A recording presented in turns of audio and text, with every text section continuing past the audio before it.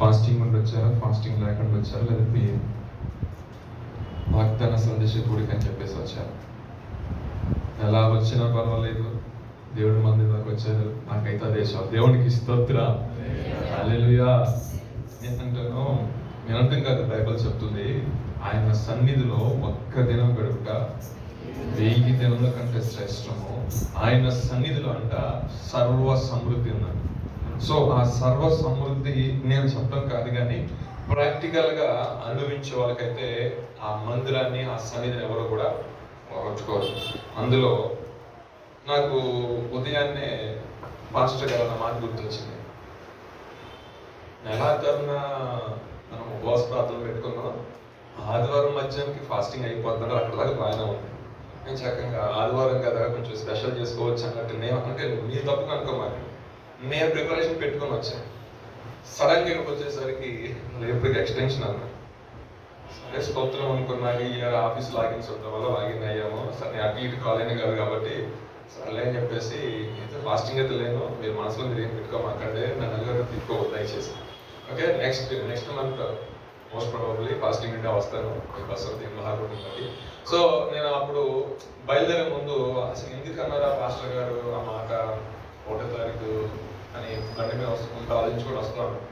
అప్పుడు అనిపించింది నిజమే, ఒక వాగ్దానాన్ని కానీ ఒక ఆశీర్వాదం కానీ మనం పొందుకోవాలి అంటే నిజముగా మనం తగ్గించుకొని ఆయన సన్నిధిలోకి వచ్చి ప్రార్థన చేసుకొని ఉపవాసం ఉండి ప్రార్థనాపూర్వకంగా ఆ యొక్క ప్రభానికి నించిన మాటను మనం ఎత్తుబడి ప్రార్థన చేసుకుంటే 100% మన యొక్క జీవితంలో అది ఫుల్ఫిల్ అవుతుంది. దేవునికి స్తోత్రం, హల్లెలూయా. సో నాకు తర్వాత అనిపించింది సండేస్ ఏమైనా వస్తే సండేస్ క్లోజ్ చేయడం కాదు, కానీ సండే వస్తే సండే ఫాస్టింగ్ పెట్టేసి సాటర్డే అంటే 1వ తారీఖుతో క్లోజ్ అయ్యేటట్టు వీలైతే 3 రోజులు ఏమైనా వస్తుంది కదండి, నన్ను తీసి పక్క పెట్టండి, మీరు అవసరలే కదా. దేవునికి స్తోత్రం, హల్లెలూయా.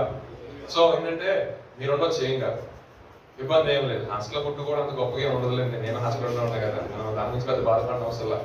ఒక సహోదరు చెప్తున్నారు, మన ఫాస్టింగ్ ఉన్నారంట రోజు. ఫాస్టింగ్ ఉంటే ఆమె అనేసరికి డోర్ కొట్టారంట, ఒకళ్ళు వచ్చి డోర్కి వచ్చేసరికి బాక్స్ బూర్లు ఇచ్చారంట. దేవునికి స్తోత్రం.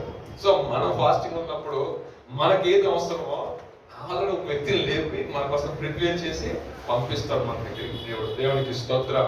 ఈ మాటలు చెప్పడానికి కారణం ఏంటంటే మనం ఆరాధిస్తున్న దేవుడు నమ్మదగిన వాడు, ఆశ్చర్యమైన కార్యాలు చేయ దేవుడు మన నోరుతో చెప్పడం కాదు, కానీ ప్రాక్టికల్ లైఫ్ లో వాటిని అనుభవించే వ్యక్తులుగా ఉండాలి. ఏదైనా ఒక జీవితంలో మన యొక్క జీవితంలో ఒక వాగ్దానం సంతరించుకొని అలా ఎదురు చూసినప్పుడు ఆ ఎదురు చూస్తుండగానే మన ఆశపడిన దానికంటే కూడా వచ్చి డోర్ కొట్టింది అనుకోండి, ఎప్పుడైనా ఆశీర్వాదం అప్పుడు వస్తాయి మాటలు. ఎస్, దేవుడు నిశ్చయమని నా పక్షాన ఉన్నాడు, దేవుడు నేను చేసిన ప్రార్థన ఆలకించాడు, దేవుడు నాకు సహాయం చేశాడని చెప్తాను అంటారా కాదు. ఎప్పుడైనా సరే దేవుడి సన్నిధికి వస్తున్నప్పుడు దేవుడి యొక్క మాటలు మనల్ని బలపరుస్తాయి. బలపరచడం ద్వారా మన విశ్వాసంలో సన్నగిలిపోకుండా విశ్వాసంలో బలం పొందుకొని దేవుడు ఏదైతే ఉద్దేశించాడో ఆ కార్యాలు చేయడానికి మనం ఏం తెచ్చుకుంటాం అంటే బలము తెచ్చుకొని ముందుకు వెళ్తాం. దేవునికి స్తోత్రం. ఈ రాత్రి కాల సమయం ముందు ఈ నెల కొరకై మనము కొన్ని మాటలు మనం ధ్యానం చేద్దామండి. దేవుని యొక్క పరిశుద్ధ గ్రంథంలో నుండి ద్వితీయోపదేశకాండము 30వ అధ్యాయం 9వ ఒక వాక్యం నేను చదువుతాను. అందులో తీయండి, ద్వితీయోపదేశకాండము 30వ అధ్యాయము 9వ వాక్యం. నెలలో ప్రభు మనకు అనుగ్రహిస్తున్న వాగ్దానం ఏమిటంటే, నీకు మేలు కలుగునట్లు నిన్ను వర్ధిల్ల చేయును. దేవునికి స్తోత్రం, హల్లెలూయా. చెప్పండి, అందులో నీకు మేలు కలిగినట్లు. ఇంకోసారి చెప్పండి, మార్చి చెప్పండి ఒకసారి. ఆమేన్. మీరు చెప్పినప్పుడు ఆమె అనుకోవాలి, కానీ మీకు అనుకున్నప్పుడు ఆమె నన్ను, ఎందుకంటే అది మీకు కలగాలని. దేవునికి స్తోత్రం, హల్లెలూయా. పరిశుద్ధ గ్రంథంలో పై వాక్యం కూడా చదువుతున్నాం. మరియు నీ దేవుడని యెహోవా నీ చేతి పనుల అన్నిటి విషయంలోను, నీ గర్భఫలముల విషయంలోను, నీ పశువుల విషయంలోను, నీ భూపంట విషయంలోను నీకు మేలు కలుగునట్లు, చెప్పండి, నీకు మేలు కలిగినట్లు నిన్ను వర్ధిల్లింప చేయును. ఇది నెల వాక్యం దేవుడు మనకు అనుగ్రహించింది. సో దేవుడు మనకు మేలు చేసి మనల్ని వర్ధిల్లింప చెయ్యాలి అంటే మనం ఏమి చేయాలి? కింద రాసుకుని వస్తుంది చూడండి, 2 పాయింట్ చదువు. ఈ ధర్మశాస్త్ర గ్రంథమందు వ్రాయబడిన ఆయన ఆజ్ఞలను కట్టలను గైకొని నీవు గనుకని నీ దేవుడని యెహోవా మాట విని నీ పూర్ణ హృదయంతో, ఇది కొంచెం ఇబ్బందిగా ఉంటుంది కానీ చదవండి, నీ పూర్ణ హృదయంతోను నీ పూర్ణ ఆత్మతోను నీ దేవుడని యెహోవా వైపు మళ్ళునప్పుడు యెహోవా నీ పితరులందు ఆనందించినట్లు నీకు మేలు చేయుటకు నీ యందును ఆనందించి నీ వైపు మళ్ళును. దేవునికి స్తోత్రం, హల్లెలూయా. చక్కటి మాటలండి. దేవుడు మనకి అనుగ్రహించిన వాగ్దానం మనం స్వతంత్రించుకోవాలంటే మనం ఏం చేయాలి? ఆయన ధర్మశాస్త్రంలో ఉన్న విధులను కట్టలను కైకొనే వ్యక్తులుగా ఉండాలి. అంత మాత్రమే కాకుండా పూర్ణ మనసుతోనూ పూర్ణ ఆత్మతోనూ ఏం చెప్పాలంటే పూర్ణ బలముతో ఆయన ఆరాధించే వ్యక్తులుగా ఉండాలి. మన పితరులు ఏ విధంగా అయితే ఆయన ఆరాధించినప్పుడు, ఆయన ఏ విధంగా అయితే వారి యందు చూసి ఆనందించాడో, ఈ రోజుల్లో కూడా మనము మనస్సును నిబ్బరం చేసుకొని మన తలంపుల్ని, మన ఆలోచనల్ని ఆయన వైపు పెట్టి పూర్ణ మనసుతో పూర్ణ ఆత్మతో ఆయన ఆరాధించినట్లయితే, ఆయన సన్నిధిలో ఆయన అనుగ్రహించిన, ఆయన మనకి ఏదైతే విషయాలు తెలియజేశాడు, కట్టడ విధులను తెలియజేశాడో, ఆ విధులు గైకున్న వారిగా మనం ఉన్నాం అనుకోండి, 100% ఆయన చేసిన వాగ్దానం మనకి జీవితాల్లో నెరవేరుస్తాడు. దేవునికి స్తోత్రం. అయితే మీరు అడగచ్చు, మరి ఒక్కసారి ఒకవేళ నేను ఈ విషయంలో ఫెయిల్ అయిపోయాను, ఇప్పుడు ఆల్రెడీ మరి నా పరిస్థితి ఏంటంటే, అప్పుడు నీకు గుర్తు రావాల్సిన వాక్యం ఏంటంటే యోవేలు గ్రంథము 2:24 వాక్యం ఒకసారి చదవండి. ఇఫ్ ఇన్ కేస్ మనం ఏదైనా విషయంలో యోవేలు గ్రంథం 2:25 వాక్యం.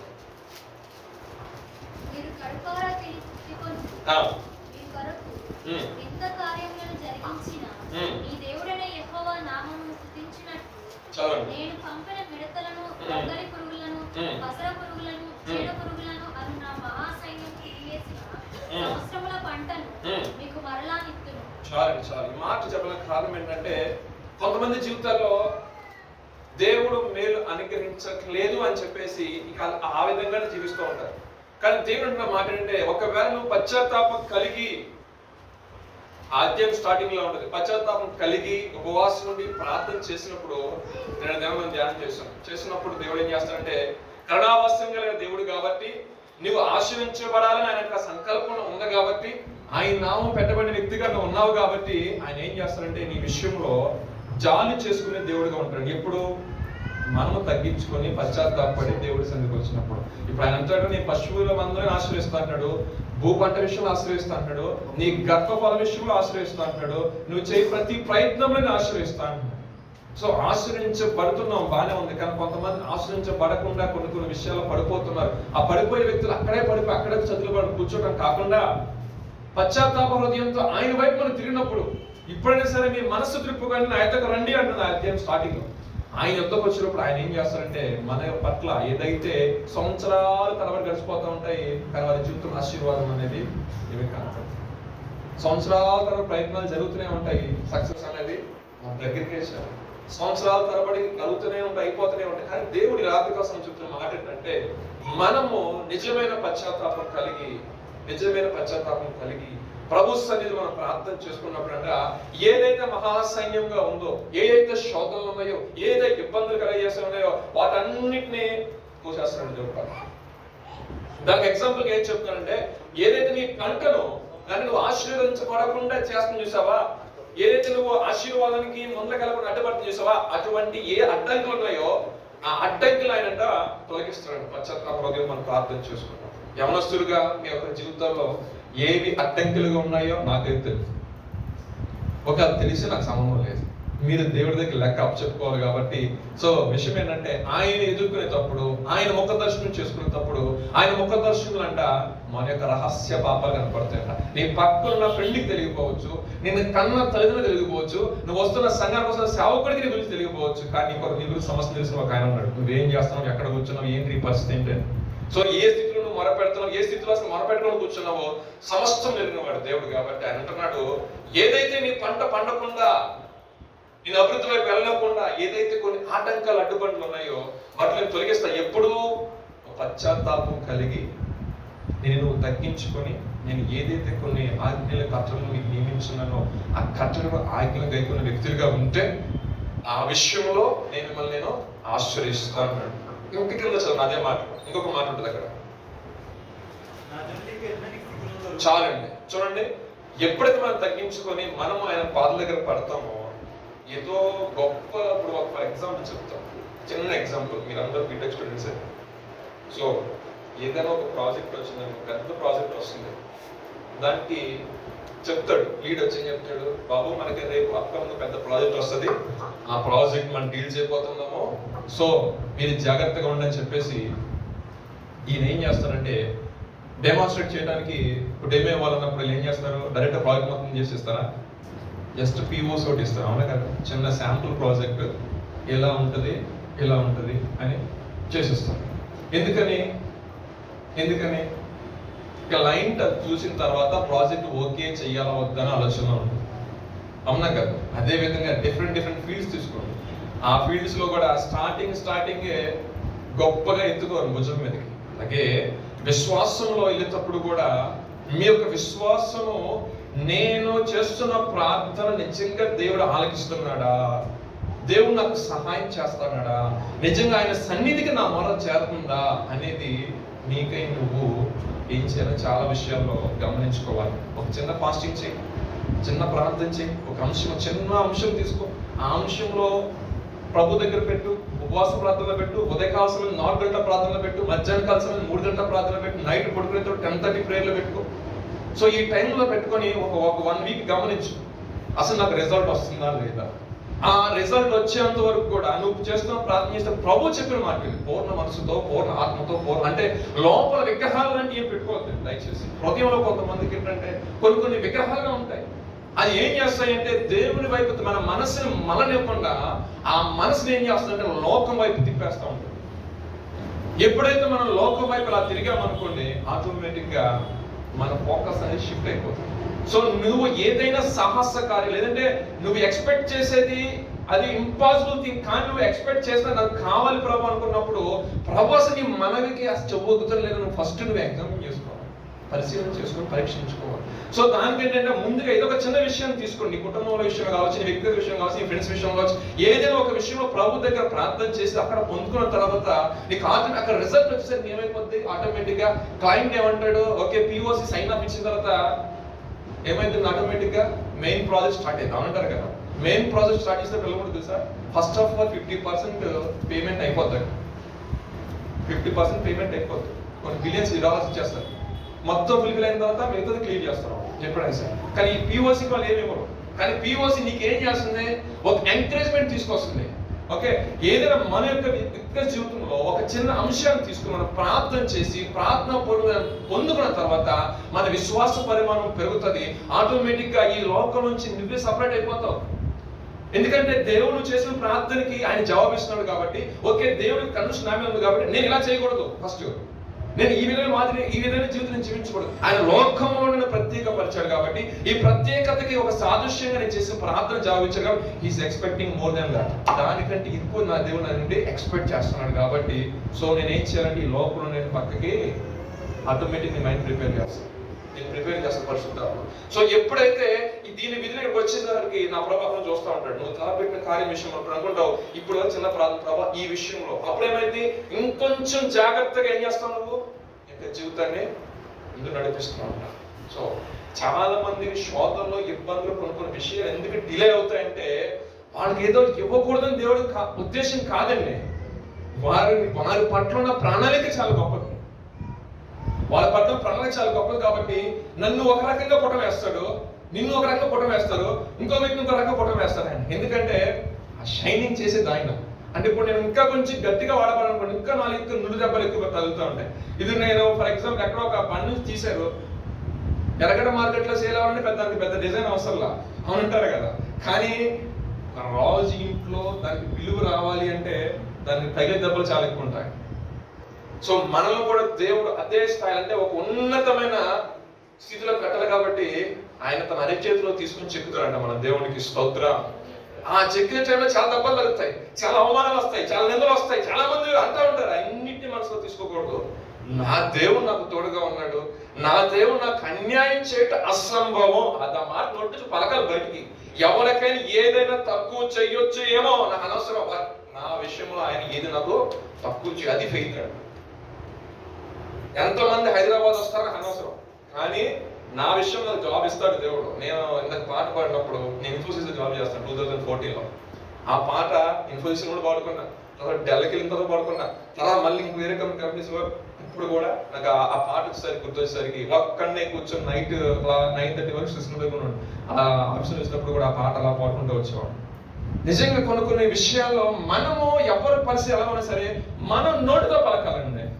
ఫస్ట్ ఆఫ్ ఆల్ నా దేవుడు నాకు చేస్తాడండి, నా దేవుడు నాకు చేయకపోతే ఇప్పుడు మీరు అంత ప్రయాసపడి వాగ్దాన సందేశం గుడికి వచ్చారంటే ఆయన అంటాడు నీకు మేలుగా నీకు వర్ధిల్లింప చేస్తాడు. ఆయన వర్ధిల్లింప చేస్తానన్నప్పుడు ఖచ్చితంగా నాకు చేస్తాడు.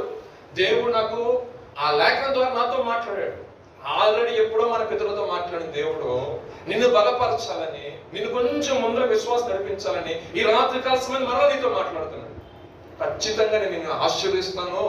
మీరు అనొచ్చు ఎప్పుడు చూసిన చేస్తున్నా నువ్వు ఆశీర్వాదం చెప్తావు అంటావు అంటే నా పనే అది. దేవునికి స్తోత్రం, హల్లెలూయా. మరి ఆయన ఆత్మ విషయంలో ఆయన పోసేసిన గారు పాస్టర్ వచ్చేస్తాడు. ఇంకో కర్మ ఉన్నారు, ఆయన నడిపింపు ఆయన తీసుకుంటారు. మరి నాకు ఇచ్చిన తలాంత అదే, మిమ్మల్ని మీరు ఆశ్రయించబడేది నా సబ్జెక్ట్. ఏ విషయం ఎందుకంటే మీరు ఆశ్రయించబడటం వల్ల అనేక మందికి ఆశీర్వాదకరంగా మార్చబడతారు. దేవునికి స్తోత్రం, హల్లెలూయా. ఇంకొక మాట చూద్దాం పరిశుద్ధ గ్రంథంలో అండి 1వ అధ్యాయం కీర్తన 3వ వాక్యం చదవండి. అతను చేయనుదంతా కూడా సఫలము చేస్తారు. ఎవరు? ఆయన ధర్మశాస్త్రం విధుల కట్టలను గైకొనొచ్చు నీతి మార్గం నడిచేవారంట. అతను ఏదైతే తల పెడతాడో 100% దాంట్లో సక్సెస్ చూస్తారంట. చదవండి ఆ మాటలు. నాటబడిన వాడై ఆకు వాడక ఎవరు? మొదటి వాక్యం చదవండి. దుష్టుల ఆలోచన చొప్పున నడవక, పాపుల మార్గంలో నిలవక. అపహాస్యం చేస్తూ ఉంటారు కొంతమంది. అపహాస్యం చేసిన వాళ్ళు మన బ్యాచ్ కొన్ని కూర్చుంటారు, వ్యంగ్యంగా అపహాస్యం చేస్తూ ఉంటాను. దేవుడు అంటాడు దుష్టుల ఆలోచన చొప్పున నడవక, వాడు ఆలోచన మంచిది కాదు, వాడు తలంపులు అన్ని వారి షార్ట్ కట్ లో ఉంటాయి. వెయిట్ చేయాలి. ప్రభా నీ చేతిలో పెడుతున్నాను, చెబుతుంది సహాయం చేయి. వెంటనే లేదా ఉపవాసం అయినా ఓట్లు లేదా, ఉదయకాల ప్రార్థన ఇంకా ఓట్లు లేదా, మొదటి జవాన్ ప్రార్థన చేయి. కానీ ఇది వ్యక్తి దేవుడు ఎందుకు కార్యం చేయడం చూద్దాం. 100% చేస్తారు. మా ఫ్రెండ్స్ ఎప్పుడు నవ్వుతూ ఉండరు. వాళ్ళు చక్కగా హాస్టల్లో ఉంటే ఏముంటుంది, ఖాళీగా తినేసి కూర్చుంటారు కదా. ఫ్రీగా దొరికేది అంటే కార్డ్స్ కూర్చున్నారు, నలుగురు కూర్చున్నారు కావాలి. 1 గంట అయిపోయేది. వీళ్ళు ఎప్పుడు పడుకుంటారు, లైట్ ఆపుతారా నేను చూసుకోండి. వీళ్ళు గట్ట నెల పట్టలేకూడదని మా వాడు చూసినా, నేను ఆడను నాకు రాదు. వీళ్ళు ఎప్పుడు పడుకుంటారా నేను మోకాళ్ళు వేసి ఏడుద్దామని నా బాధ. వాళ్ళు పడుకున్న సరే 1 గంట అయ్యేది. 1 గంట ఒక గంట వీడి వాళ్ళు పడుకున్న తర్వాత 1 గంట ఏడ్చి ప్రార్థన చేసుకున్నాం. ఎందుకంటే నా ఉద్దేశం ఏంటంటే ఏదో పరిస్థితుల్లో వచ్చాము, కానీ అలా వడ్డీ చేతితో వచ్చిన తిరిగి వడ్డీ చేతులు తిని దేవుడు నామని అవమానకరంగా ఊర్లో బతకూడదు. ఏదైనా సరే దేవుడిని ఆశ్రయించాడన్న సాక్ష్యం పొందుకోవాలి. ఎందుకంటే నేను ఇక్కడ రావటం అనేది చిన్న విషయం కాదు, మీరు ఇక్కడ రావటం అనేది చిన్న విషయం కాదు. ఎందుకంటే అనేక మంది సేవకులు మీకోసం కన్నీరు గార్చి, వాళ్ళు మీకోసం ఉపవాసం ఉండి, వాళ్ళు దీవించి నువ్వు ఆశ్రయించబడతారని వాళ్ళు అక్కడ ప్రార్థన చేసి ఇక్కడ పంపించారు. మీరు ఏ సంఘానికి వెళ్తారో అది కూడా నాకు తెలియదు. కానీ ఈ సంఘానికి వచ్చే వరకు మేము చెప్పేవాళ్ళు ఏంటంటే మీరు ఆశ్రయించబడే వాళ్ళు. ఎందుకంటే మీకోసం కాచి తల్లిదండ్రులు ఉన్నారు, మీకోసం కన్నీరు గార్చే స్థానిక దైవజనం వాళ్ళకంటే గొప్పని అయితే ఇప్పుడు అనుకోండి. ఎందుకంటే నాకు ఒక ప్రణాళిక ఉంది. మీరు అక్కడ వాక్యం విని వచ్చారు, అక్కడ బోధన వచ్చారు, ఇక్కడ ఆధ్యాత్మికంగా ఇంకొక స్టెప్ ఎదగాలి, కానీ ఒక స్టెప్ దిగజారిపోతే అది మేము మీ విషయంలో చేసే విషయంలో నేను ఫెయిల్ అయిపోతాము. దేవునికి స్తోత్రం, హల్లెలూయా. ఎందుకంటే ఎంతో భారం కలిగి ఎంతో చదువుకు ఈ ప్రాంతంకి వచ్చిన మీరు ఖచ్చితంగా ఆశ్రయించబడే వెళ్ళాలి. అలా వెళ్ళి మీ సన్నిధిలో మీరు సాక్ష్యం చెప్పాలి. ఫర్ ఎగ్జాంపుల్ ఈ చర్చ్ నుంచి ఎవరైనా బయటకు వెళ్ళారనుకోండి, మరలా వాళ్ళు తిరిగి వచ్చి మా పలానా ప్లేస్ లో మేము ప్లేస్మెంట్ వచ్చింది, మేము జాబ్ చేస్తున్నప్పుడు మరి దైవజనులకు ఎంతో ఘనత అది, అవునంటారు కదా. అదేవిధంగా మీరు వెళ్తున్న ప్లేస్ లో మీరు వెళ్ళి సాక్ష్యం ఇవ్వటం ఆ సంఘానికి ఘనత. మిమ్మల్ని బట్టి ఇంకా నలుగురు దేవుడి వైపు తిప్పబడ్డాను. కానీ మిమ్మల్ని వేరే చూపిన వ్యక్తులు రేపు దినాన ఏది దించాల్సింది ఎవరైనా సరే. దేవునికి స్తోత్రం, హల్లెలూయా. ఆశ్రయించే దేవుడు అండి. దేవుడిని ఆశ్రయించాలంటే ఈ ప్రాంతం వచ్చి దుష్టుల ఆలోచన నడవద్దు. హైదరాబాద్ పట్టణంలో నువ్వు ఏ రకంగా అయినా సరే బతకొచ్చు, కానీ ఆ వెళ్ళే మార్గం అనేది దేవుడికి వ్యతిరేకంగా ఉందనుకోండి, మట్టి కొట్టుకుపోతాం. ఎందుకంటే దేవుడు అనాది సంకల్పం చెప్పి మనం పిలిచాడు. నీ కొరకు ప్రణాళిక కలిగి ఉన్నాడు, నీ మీద ఉద్దేశం కలిగి ఉన్నాడు. నిన్ను ఆశ్రయించి నీ తల్లిదండ్రులకి ఒక కిరీటముగా అంటారు కదా, యారా అన్నవాడు కూడా అండి అంటారు. రేపు పొద్దున్న ఆ స్థాయి మన పేరెంట్స్ ఉంచిన రోజున నువ్వు హీరో. అప్పుడు అర్థమైందండి. మన పేరెంట్స్ కి మన రెస్పెక్ట్ మన ఉంటుంది, బయట కూడా వచ్చి ఇవ్వాలంతే. అది ఎలా వస్తుంది? నువ్వు ఒక స్థాయిలో నిలబడు, రేపు పొద్దున ఆటోమేటిక్ గా వర్షంలో మారిపోతాయి, మాట్లాడే వర్షంలో మారిపోతాయి. సో మనము వాళ్ళు దాటిపోయిన తర్వాత చేసేది గొప్ప పని కాదండి. వాళ్ళు ఉండగానే వాళ్ళ నామ ది బెస్ట్ ఇచ్చారు అంతే. వాళ్ళ గురించి మన గురించి ఆలోచించినప్పుడు వాళ్ళకి లోపల దిగులు చెందకూడదు, సంతోషం. వాళ్ళ గురించి ఆమె గురించి అస్సలు ఆలోచించే పని లేదు. స్తుతించడే ఉండాలని. దేవుడు నా బిడ్డలండి, నేను ఇలా పెంచానండి, ఇలా వేసాను, దేవుడికి అప్పు చెప్పాను, దేవుడే కృపను బట్టి అని చెప్పుకోవాలి సార్. అంతేగాని మన గురించి నా దుఃఖం మన తల్లిదండ్రులకు ఎప్పుడు మనం కలిగేసే వారుగా ఉండకూడదు. సో మనము అలా చేయకూడదంటే దుష్టులు ఆలోచన అంటే అట్టున్నంత వాళ్ళ అబ్జర్వేషన్ ఉన్న, కానీ ఇక్కడికి వచ్చిన తర్వాత యవనస్తులు ఉడికి రక్తం ఏమంటారంటే ఎవరు ఏ చెప్పిన అర్థం మొదల అది రైటా రాంగ్ అని ఆలోచించే లోపలనే జరగబోవాల్సిన నష్టం అక్కడ జరిగిపోతాం. ఎంతమందికి డ్రగ్కి ఎడిక్ట్ అయిపోయి ఉన్నారండి, బయటికి వెళ్ళిపోయి సరదాగా పబ్కి ఎడిక్ట్ అయిపోయి ఉన్నారు. ఎంతమంది భయంకరమైన పరిస్థితుల్లో. నాకు తెలిసి వరకు నేను మొన్న మ్యారేజ్ అయిన తర్వాత కూడా హాస్పిటల్ ఉంది, మా వైఫ్ డెలివరీకి వెళ్ళాను. లక్షలో ఎంత డబ్బు చేస్తున్నారు ఆ బెట్టింగ్ యాప్లు అంట, అదంట, అప్పులు పాలైపోయి ఒకడు ఇంటికి వెళ్ళడానికి భయపడుతున్నాడు. మా నాన్న తీసుకొని వస్తే నరికేస్తాడు ఆ నాన్న అసలు ఇంటికి. ఇంకేం చెప్తున్నాయండి, వాళ్ళ తల్లిదండ్రులు తెలియదు. అంటే వివిధ రకాల వ్యసనాలకి వాళ్ళు బానిసైపోతున్నారు. దేవుడి వాక్యం సెలవిస్తుంది, దుష్టులు ఆలోచిస్తున్నాడు అపహాసులు కూర్చోమాట. ఒకవేళ లోకానుసారమైన ప్రవర్తన వ్యక్తులు ఆ రూమ్లో ఉన్నారనుకోండి, నీకు అభ్యంతరం ఉన్నప్పుడు తప్పేమో లేదు. ఒక రూపాయి ఎక్కువైనా వేరే హాస్పిటల్కి వెళ్ళిపోయి ప్రభా నీకు రూపం బట్టి నాకు మంచి రూమ్ తెచ్చాను, ఇబ్బంది లేదు, ప్రార్థన చేసుకోండి. పందుల ముందు ముత్యాలు చదువుతుంది దేవుడి వాక్యం చదివేస్తుంది. మన చాలా మంది ఏమంటారంటే ఉంటాము మాకు చెప్తానయ్యా, చాలా మంది చెప్పే సాక్ష్యం. నేను క్లోజ్ చేస్తాను 5-10 minutes కంగారు పడి. ఒక ఆయన శుక్రవారం ఎక్కడ మానేశాడంట, నేను చాలాసార్లు చెప్పాను. మానేసిన తర్వాత ఏమైంది, దేవుడు వాక్యం పట్టుకుని బైబిల్ చదువుతున్న అంతా బాగానే ఉంది. వీడు ఎట్ట మానేస్తారు మరి, ఒకడు మా అబ్బాయి మామూలుడు కాదు, ఎట్టగట్ట లాగాలనేసరికి ఇలా ఆట పెట్టారు. ఆట పెట్టిన తర్వాత ఆడబ్బా అన్నిసార్లు నేను ఓడిపోతాను ఈ మాట వీడికి చెవులో తిరిగేస్తున్నాను. బైబిల్ చదువుకోవచ్చు కదా ఆయనకి ఇంతగానని చెప్పేసి ఏంటి ఎన్నిసార్లు అంటాడని చెప్పేసి ఒకసారి అటు చూశాడంట, ఏమేమి మొక్కలు పడతాయి అని. ఫోకస్ షిఫ్ట్ అయింది,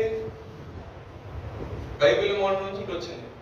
రెండోసారి ఈ మొక్క కాదు ఆ మొక్క వేస్తాను, అది కాదు ఇది అన్నట్టు నోరు సరదా పక్కన నుంచి ఆ నోట్ కూడా అయిపోయింది. ఇక నోటు చెప్పి ఎట్లని చెప్పేసి ఆ చేతిలో ప్యాకలు తీసుకోండి. చూడండి ఆ ప్యాకలు తీసుకుని మరి ఏం చేసి మొక్క ఎక్కడ డౌన్ చేసి అటు డౌన్ చేసి ఇక తెల్లారేదాకా అర్థం అనమాట. ఈ భక్తి అయిపోయింది, ఈ ప్రార్థన అయిపోయింది, మేనేజ్ వచ్చే సాక్ష్యం. సో సులువుగా చిక్కులు పెట్టద్దు పాపం. ఎలా పెట్టిందండి? సులువుగా. మనం అనుకుంటాము వాళ్ళతో ఉన్నా నేను మారుస్తానండి. అంత విశ్వాసం మీకు రావాలంటే దేవుడు ఇవ్వాలి. నేను వద్దనంటే కూడా, కానీ జాగ్రత్త కలిగి ఉంటాం. మనం ఏదైతే విసర్జించి వచ్చామో అది అనుసరించి నడిచే వ్యక్తుల మధ్య మనం ఉన్నాం అనుకోండి, ఏదో ఒక రోజు మన హృదయం వాళ్ళు తిప్పివేస్తాం.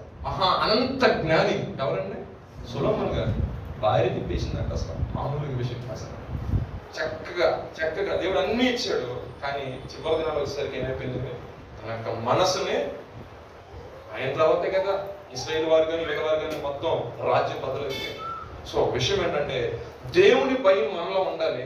దేవుడు అంటాడు అపహాస్యం కూర్చోమాక, కొంచెం సపరేట్ గా ఉండు, కొంచెం ఖర్చు అయిద్దా 7 ప్రభుత్వాలు కూర్చొని ప్రభు కొంచెం ఖర్చు అవుతుంది, హాస్టల్లో వేరు రూపాయలు నాకు ఇబ్బంది అడుగు, ప్రభు ఏదో రకంగా సమకూరుస్తాడు, ఏదో రకంగా సహాయం చేస్తాడు, ఏదో రకంగా నీ విషయంలో నేను ఆదుకునే దేవుడిగా ఉంటాడు.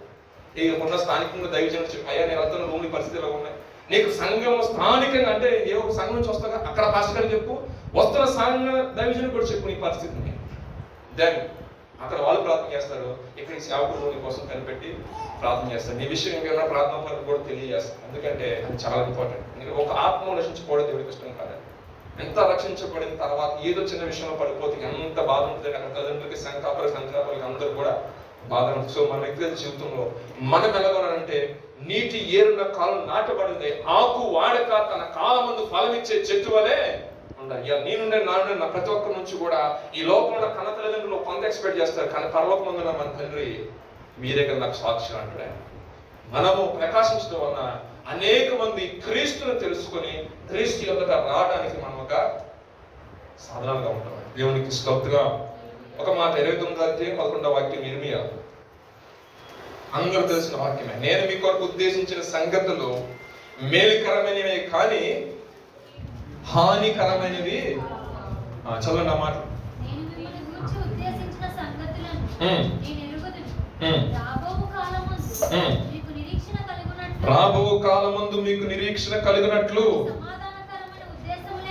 సమాధానకరమైన ఉద్దేశములే కానీ చాలండి, చాలు.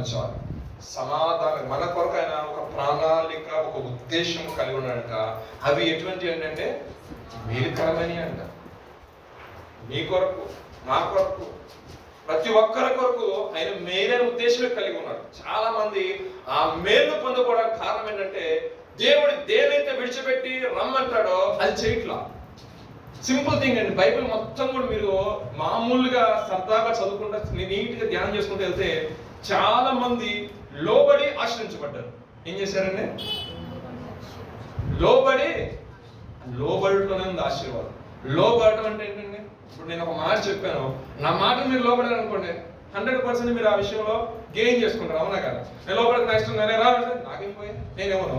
సో దేవుడు అంటాడు, నేను నీ కోసం ఉద్దేశించింది మేలు, గొప్ప మేలునే, అది నీ కొరకే. అది తీసుకోపోవటం అనేది నీ చేతిలో ఉంది. నువ్వు తీసుకొని దాన్ని మిస్యూజ్ చేయకూడదంటే నువ్వు కొంత ఒక పరిపూర్ణత కలిగిన వ్యక్తిగా ఉండాలి. ఇప్పుడు నేను ఇచ్చింది ఏంటని నీకు అర్థం అవుతుంది. చిన్నపిల్లలు తీసుకెళ్ళి 2,000 రూపాయలు నోట్ చేతిలో పెట్టండి, ఏమైపోతాడు? చింపు అవసరం అంటారు కదా. సో మనం కూడా దేవుడు ఏం చేస్తారంటే, అసలు మన పేరెంట్స్ సంపాదించినంత కూడా ఎవరి కోసం? బయటకి ఎవరి కోసం? మళ్ళా మనం మాట చెప్పిన ఎగ్జాంపుల్ మన కోసే కదా, అవునా కదా? మన ప్రవర్తన చాలా రూడ్గా, చాలా దరిద్రంగా ఉందనుకోండి, నీకు 25th 30కి నీకు ఎసెట్స్ ఇవ్వాలి. కానీ వాళ్ళు ఏం చేస్తారు? పార్టీకి ఇస్తారు. రేపు పెళ్లి చేయడం మన కూతురు అవుతారంట మన ఊళ్ళో సాంతం. ఎందుకని? వాడు ఒక తండ్రి అవుతాడు, అక్కడికి పిల్లగలిగినప్పుడు పెంచేటప్పుడు తెలుస్తాం, మా పేరెంట్స్ ఎట్ట పెంచారు మమ్మల్ని, ఇప్పుడు ఆయన రెడ్డి కాస్తారు అంటారు. ఎందుకని? పాడు చేయడం. అది ఏమనొస్తారు ఉన్నప్పుడు తప్పపోయిన కుమారుడు ఏం చేశాడు? తీసుకెళ్ళిపోయి వ్యసనాలుగా మొత్తం అవగొట్టుకొని కంపు కొట్టుకొని ఏం లేసిలో తండ్రి గుర్తొచ్చింది. అప్పుడు దాకా తండ్రి గుర్తురాదు. సో మన జీవితంలో కూడా దేవుడు కొన్ని విషయాల్లో 100% మేలు చేస్తాడు. మనం ఆలోచిస్తున్న దేవుడు ఎవరికి ఏదైనా కానివ్వండి, ఎవరి విషయంలో డిలే అవ్వచ్చు, ఎవరి విషయంలో జరగవచ్చు నాకు అనవసరం. కానీ ఈ వాక్యం అంటూ నీ జీవితంలో 99% ఆశించే దేవుడు ఇస్తాడు. ఆమేన్ చెప్పుకోండి గనుక. హల్లెలూయా. ఇవ్వాలని అందరూ కోరుకుంటున్నారు, ఇవ్వాలనే కోరుకుంటున్నారు. మీరు ఆశ్రయించబడటం బహు ఘనతకు మేలుకు కారణంగా ఉంటుంది. సో ఆయన అంటాడు, నేను మీకోసం ఏది ఉద్దేశించాను అవి చాలా మేలైనవి.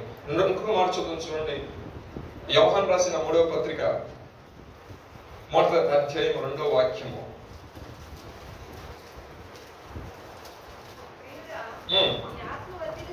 నీ ఆత్మ వర్ధిల్లుచున్న ప్రకారము నువ్వు అన్ని విషయములను సౌఖ్యముగా ఉండవలనని చదవండి. కింద చదువుకుంటున్నాడు. నీవు సత్యం అనుసరించి నడుచుకుంటున్నావు గనుక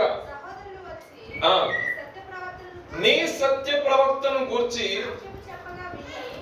సాక్ష్యం చెప్పగా విని దేవునికి స్తోత్రం. ఈ మాట మీ సంఘ కాపరి ఇవ్వాలని మీ గురించి సాక్ష్యం. ఎవరు ఇవ్వాలి? ఇప్పుడు సంఘ పెద్దగా ఉన్నారంట. ఎవరో యోహాను గారు, పెద్దనైన నేను అంటాడు ఆయన. ఆయన అంటున్న మాట ఏంటి? ప్రియుడా, నీ ఆత్మ వర్ధిల్లుతుంది, అంత మాత్రం అన్ని విషయాల్లో కూడా నువ్వు వర్ధిల్లాలి.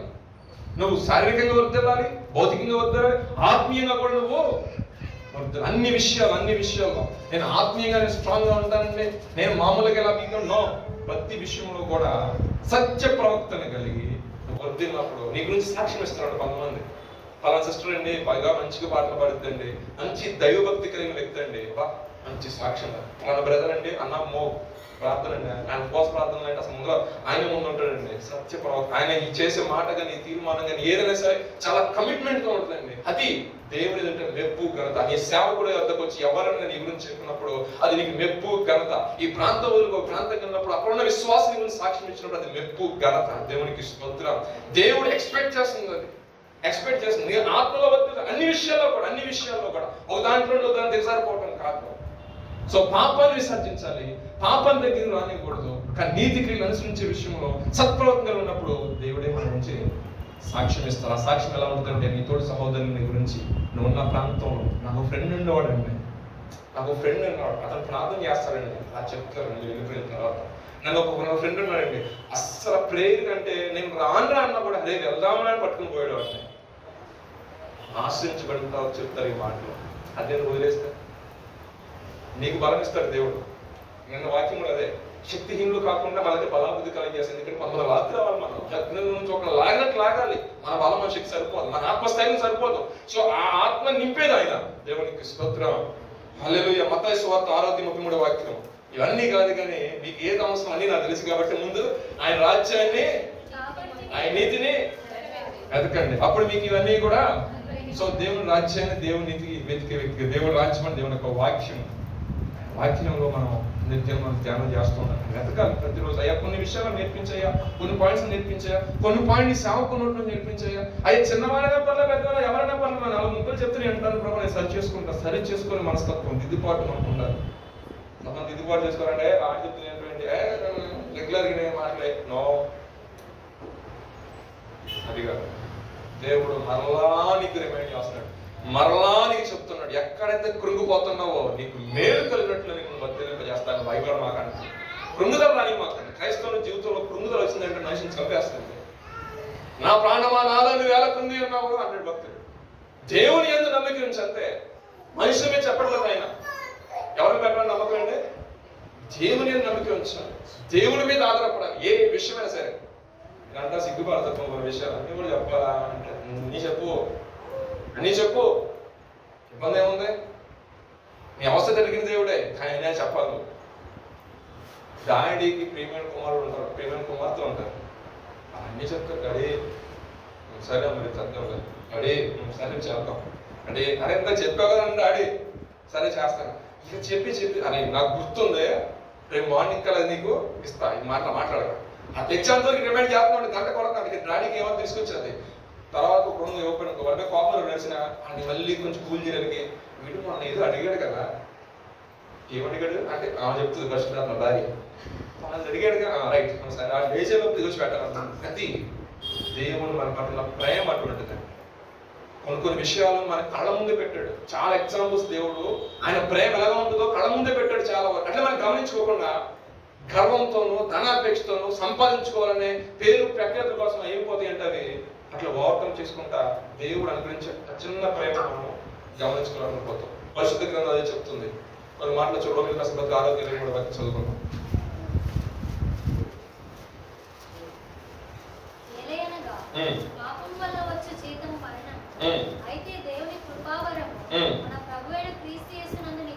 అది కృపావరం కావాలండి.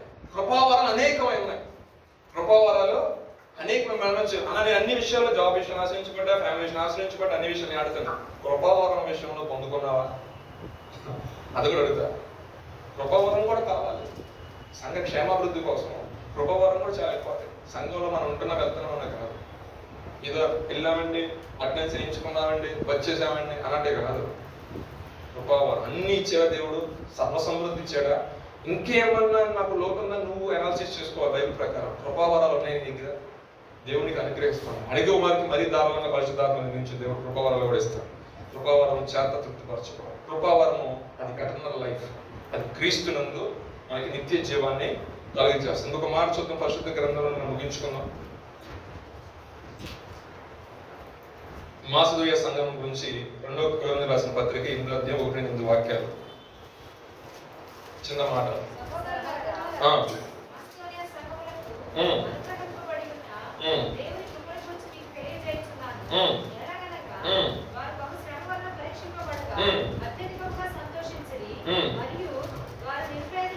నిరుపేదలైనను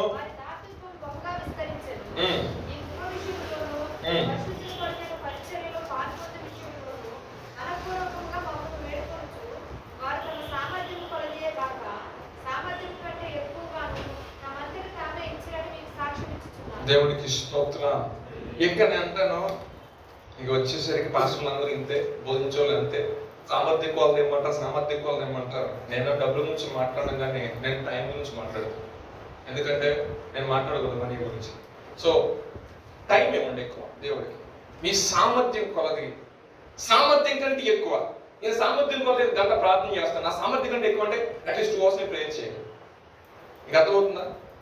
ఆ సంఘం గురించి ఆయన మాట్లాడదు. మాస్టర్లో సంఘం ఏ విధంగా కలిగి ఉన్నారో, వాళ్ళ యొక్క పరిచయకి ఏ విధంగా సహకరించారో, వాళ్ళ యొక్క దేవుని యొక్క రాజ్యవ్యాప్తి కొరకు ఏ విధంగా సహకరించారో అందరూ చెప్పుకుంటూ వస్తున్నారు.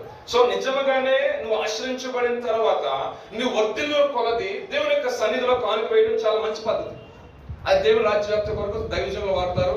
అదంతా డిఫరెంట్ సబ్జెక్ట్, దాని గురించి మాట. కానీ దాన్నే ఇటు తీసుకుందాం, ఈ పాయింట్ లో తీసుకున్నప్పుడు మనము కూడా మనకున్న సమర్థి, వారు నిరుపేదలు అంటండి, చక్రవాసం నుంచి నిరుపేదలైనను ఎంతో నమ్మకంగా సేవకుల దగ్గర పరిచయం చేశారంట.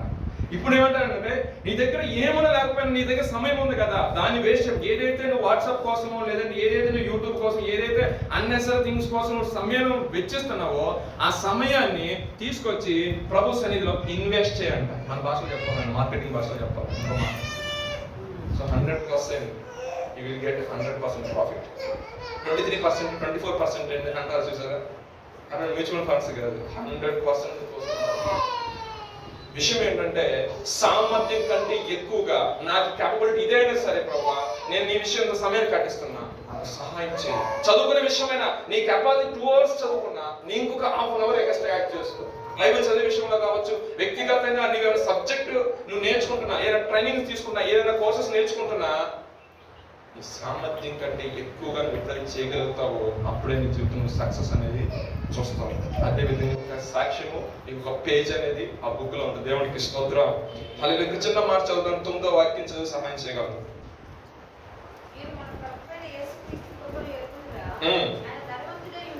ఇది బాగా అండర్లైన్ చేసుకోండి. ఎవరన్నా మళ్ళీ రేపొద్దునే అంటారేమో, అది అండర్లైన్ చేసి పెట్టుకోండి. ఆయన ధనవంతుడయుండి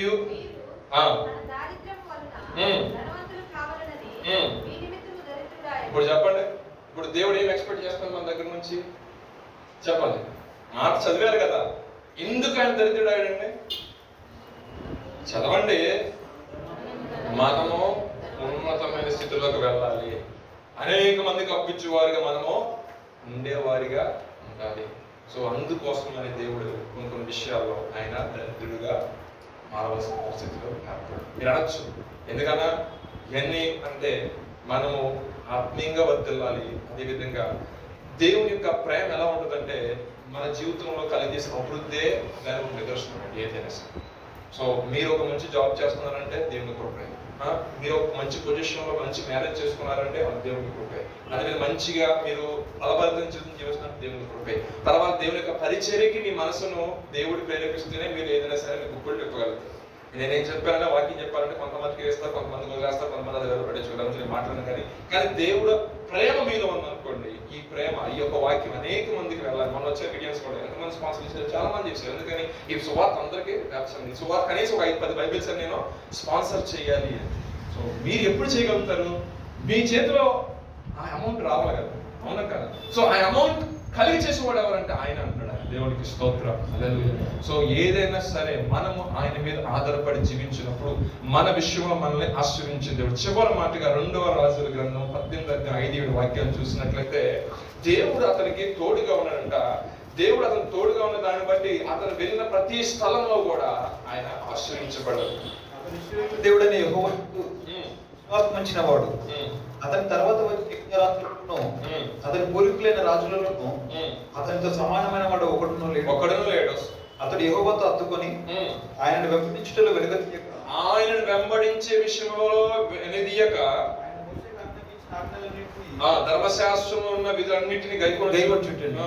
కావున యెహోవా అతనికి తోడుగా ఉండెను. యెహోవా అతనికి తోడుగా ఉండెను. అతను వెళ్ళిన చోటనెల్లా అతడు జయం పొందెను. దేవునికి స్తోత్రం. ఈ ప్రాంతానికి వచ్చిన వారి నువ్వు కూడా నువ్వు జయమును పొందాలి. అది మా ఆశ. ఎవరికి దేవుడు తోడుగా ఉన్నాడు అదే మీకు తెలుసు. ఎవరి గురించి మాట్లాడుతున్నారు? ఎవరండి?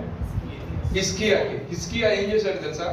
రావటం ఏంటంటే దేవతా స్తంభాలు, విగ్రహాలు అన్నిటినీ మొత్తం తీసి పక్కన పడేసి, ఈవెన్ మోషే పెట్టిన ఇతర సర్పాన్ని కూడా తీసి పక్కన పడేసి దేవుని యొక్క ఆరాధనని రీస్టోర్ చేశాడు. పశ్చాత్తాప హృదయంతో ఎలా ప్రార్థన చేసుకోవాలి, ఎలా ఆరాధన చేయాలో ఆరాధన క్రమాన్ని ఆ సిస్టాన్ని మొత్తంలో మార్చేశాడంట. ఇది ఇప్పుడు నిజమైన ఆరాధన చేయమన్నప్పుడు దేవుడికి నచ్చి దేవుడు ఏదైతే నిజంగా ఉపదేశించాడో ఆ ఉపదేశ మార్గంలో తన ప్రజలు నడిపించాడు. కాబట్టి 25వ ఏట రాజ్యం ఎక్కిన తను 29 సంవత్సరాలు, ఎన్ని సంవత్సరాలు ఉన్నాయి? 29 సంవత్సరాలు. వాళ్ళ అమ్మగారు జక్కరే కుమార్తె అవి ఆమె పేరు. ఆమె పెంచిందంటే ఈ భక్తులు. దేవునికి స్తోత్రం. చూడండి, ఆ భక్తి కళ్ళు వేసే భక్తి. తండ్రి సంపాదన కోసం బయటపోతాడు, అవునంటారు కదా. సో పిల్లలు ఎక్కువగా ఎవరికి అటాచ్ ఉంటారని అమ్మకే. ఆమె నూరు పోసింది మొత్తం. ఆజ్ఞల కట్టడ విధులు దేవుడు ఏమన్నాడు మొత్తం ఈయన మైండ్ లో ఫుల్ 25 ఏట మంచి ఆలోచన, మంచి రాజు అయ్యాడు. దేవుడు రాజ్యం చేశాడు. అటు ఇశ్రాయేలు రాజు ఒక అంటే ఈయన యోధవరకు రాజు అయ్యాడు. వచ్చిన తర్వాత ఆరాధన క్రమం మార్చి, అందుకే స్తుతి యోధ నుంచి పుట్టింది. దేవునికి స్తోత్రం. లేదు అందువల్ల యోధా స్తుతి గోత్రపు సింహాన్ని పాల్పడు. స్తుతి అక్కడి నుంచి ప్రారంభమైంది, ఆ రాజ్యంలో నుంచి. సో థింగ్ ఏంటంటే అతను దేవుడిని ఆశ్రయించాడు, దేవుడి మీద నమ్మకం కలిగి ఉన్నాడు. దేవుడు ఏదైతే చేయగలచ్చు. ఇప్పుడు మోడర్న్ రైతులు మన దీన్ని మనం అటాచ్ చేసుకుంటే అడిక్షన్స్ కావచ్చు, పాపమే కావచ్చు, వ్యసనాలే కావచ్చు, నానా రకాలైన చెత్తే కావచ్చు, అటువంటి ఐడిల్స్ ని మన హృదయం నుంచి, మన జీవితం నుంచి ఎవరొస్తేనే మనం ముఖ్యంగా అటు తొలగించుకున్నట్లయితే దేవుడు మనకు తోడుగా ఉంటాడు. మనం ఈ అడుగు పెట్టే ప్రతి ప్లేస్ లో మనకి ఏం చేస్తాడు ఆయన? దేవునికి స్తోత్రం. హల్లెలూయా. మన ఫ్యామిలీస్ ఉండే మా పరిస్థితి ఏంటంటే, మీ గురించి ఒక మాట ఉంది ఏంటంటే, ఏదో దగ్గర మీ ఇంట్లోకి ఏమొచ్చిందండి? దేవుని యొక్క మనసు వచ్చిందంట, అవునా కదా? దేవుని యొక్క మనసు వచ్చేసరికి వాళ్ళు ఆశ్రయించబడ్డారు. దావీదు పొరలో తీసుకెళ్తాడు. దావీదు మార్గం మధ్యలో ఉజ్జాల పట్టుకునేసరికి ఆ యొక్క ఎడ్ల బండి అలా జరుగుతుందని చేలా పెట్టి ఆ మనసుని పట్టుకునేసరికి ఆ వ్యక్తి చనిపోయినప్పుడు దావీదుకి బహుభయం కలిగి ఒబేదెదోము ఇంట్లో ఉంచిన తర్వాత దేవుని యొక్క సన్నిధి ఆ కుటుంబంలోకి వచ్చిందంట. దేవునికి స్తోత్రం. మనము ఫ్యామిలీస్ కున్నాం, మనము కుటుంబంగా కూర్చొని మనం ప్రార్థన చేస్తున్నప్పుడు దేవుని యొక్క సన్నిధి మన మధ్యలోకి వస్తుంది. దావీదు వద్దకు వెళ్ళిపోయిందంట. ఏమని? ఆ కుటుంబస్తులు ఎవరైతే మందసం పెట్టావో ఆ మందసంలో కుటుంబస్తులు బహుగా ఆశ్రయించబడుతున్నారు అనేసరికి దావీదుకి డౌట్ వచ్చి ఎంక్వైరీ చేశాడు.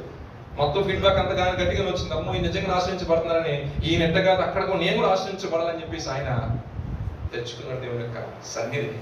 సో దేవుని యొక్క సన్నిధి మన కుటుంబంలో ఉందనుకోండి, ఆశీర్వాదం అనే గడప దాటి బయటకు మనతోనే ఉంటుంది, మనలో ఉంటుంది.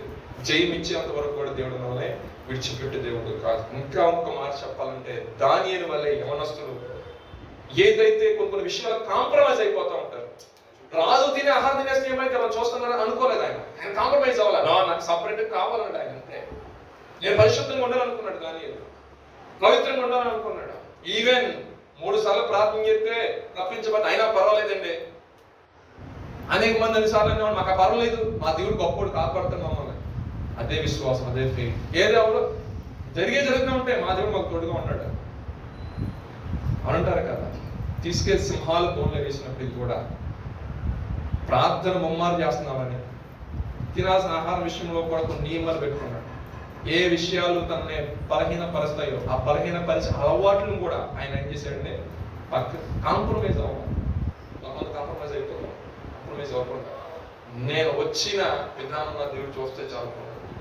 నిజంగా టఫ్ టైమ్స్ వచ్చాయి, ప్రతికూల పరిస్థితులు వచ్చాయి, ఆయన కూడా వర్షిప్ చేయాలి ఆ విగ్రహానికి. అటువంటి సిచ్యువేషన్ కూడా వచ్చింది.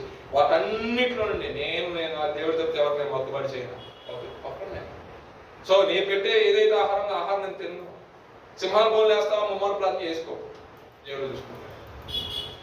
అలా ఛాలెంజ్ కలిగి నిలబడ్డాడు. కాబట్టి దేవుడు కూడా తన విషయంలో కార్యం చేయాలి, రోషంలో కార్యం చేశారు. రాజు తెలిసే ఆయన ఆ రాజు కాకుండా 2-3 రాజులను కూడా పనిచేశాడు. దేవుడికి స్తోత్రం. హల్లెలూయా. మహాభయంకర ఆ రాజు వచ్చినా సరే దానియేలు మట్టికి టచ్ చేయలేదంట.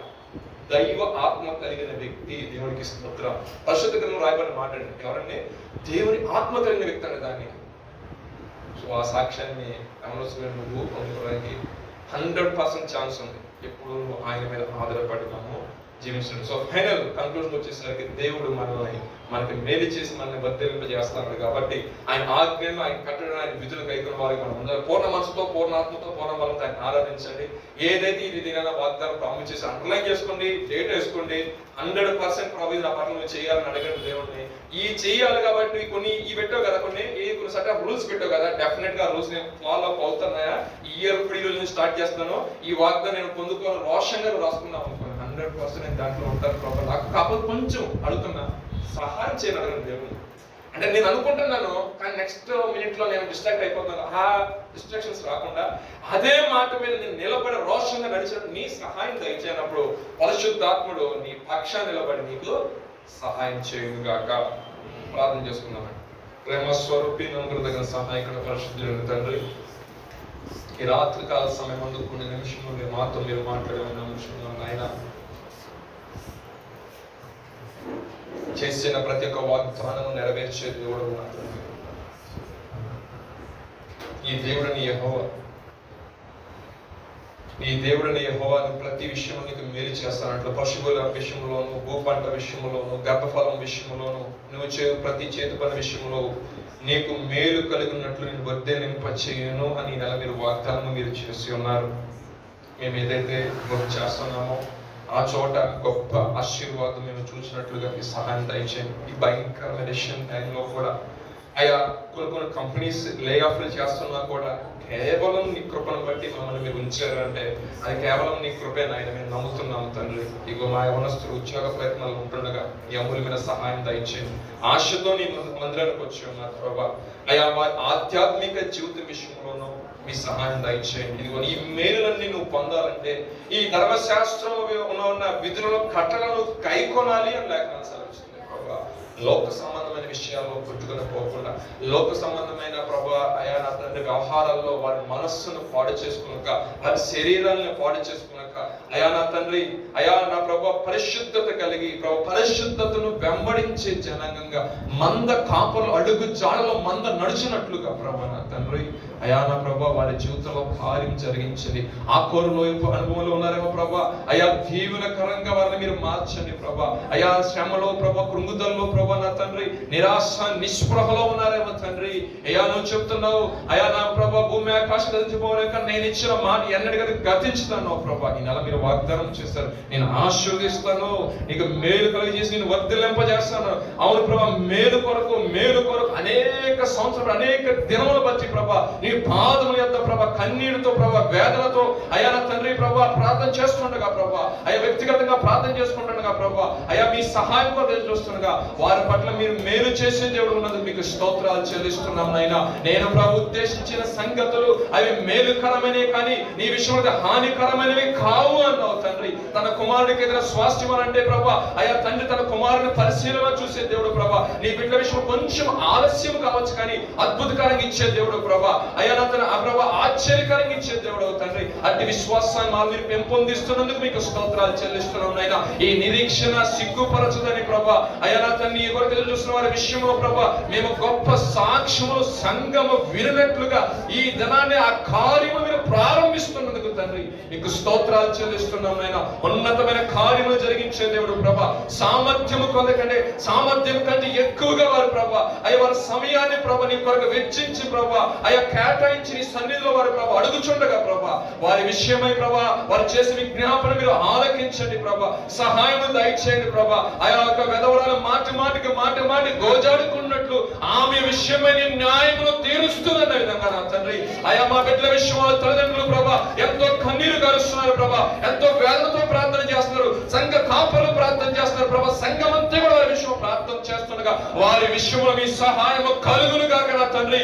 వారి జీవితంలో వర్ధింప చేయబడును గాక నాయనా. వారి జీవితంలో మేలు కలుగును గాక నా తండ్రి. వారి జీవితంలో అనేక మంది ఆశీర్వాదకరంగా దీవెనకరంగా ఉండును గాక నాయనా. ఈ కార్యం మీరు జరిగించే దేవుడు అని ప్రభా నమ్మి ఎద్దకు వచ్చి ఉండగా ప్రభా వారి విషయం మీరు కార్యములు జరిగించి ప్రభా ఇక మ్రోగించున్నది ప్రతి చోట సాక్షిగా అన్నట్లు ప్రభా ప్రతి చోట వారి సాక్షిగా ఉన్నట్లు వారి యొక్క జీవితంలో వారి యొక్క బ్రతుకులో ప్రభా అయా నెక్స్ట్ జనరేషన్ కి మీరు ఒక మూల స్తంభాలుగా ప్రభా అయా మూల పురుషులుగా మీరు నిలబడినట్లుగా మా యవన బిడ్డ విషయంలో కార్యం మీరు జరిగించండి. అయా భయంకరమైన కరువు దినాల్లో ప్రభా ఇస్సాకుని యందు విశ్వాసం ఉంచి ప్రభా విశ్వాసంతో విత్తనం విత్తినప్పుడు ప్రభా నాయనా నా దేవుడు చూచుకుని నా దేవుడు నాకు సహాయం చేసిన దేవుడు, నా తల్లిదండ్రులు సహాయం చేసిన దేవుడు నాకు నువ్వు సహాయం చేస్తానని నమ్మినప్పుడు ప్రభా నూరంతా ఆశీర్వాదము ప్రభా ఇస్సాకు తన జీవితంలో పొందుకుని నాయన.